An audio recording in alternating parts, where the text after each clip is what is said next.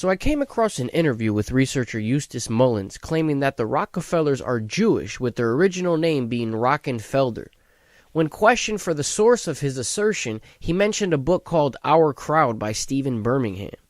This piqued my interest because I've been studying and writing about the Rockefellers for some time and have heard this claim before, but have yet to find any primary sources. I immediately purchased a used copy of this book off of Amazon, along with another book of Birmingham's that seemed interesting called Grandees. I looked through the index of Our Crowd for the name Rockefeller, and while finding several passages concerning the family, nothing indicating a Jewish heritage. There was also nothing with the name Rockefeller. I checked the other book, and to my surprise, there was actually a reference to the Rockefellers' Jewish heritage.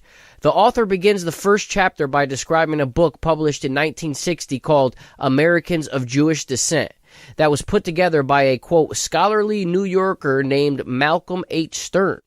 This book consisted almost entirely of genealogical charts and represented a labor of mind-boggling proportions, according to Birmingham. Further, it says this about the Rockefellers.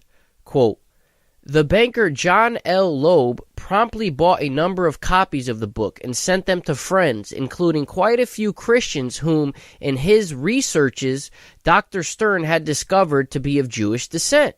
To a few of the latter, Dr. Stern's book must have come as something of a shock. Who would expect, for example, to find the Rockefellers in the book? They are there. End quote. I looked to see if I could find a copy of this book anywhere online, and I couldn't. The only copy I found was on Amazon for $4,500. It makes sense, as Birmingham states that this book was an enormous book, close to 10 pounds, and only 550 copies were first printed. So at this point, this is where my research has ended on this matter concerning the possible Jewish heritage of the Rockefellers at this moment.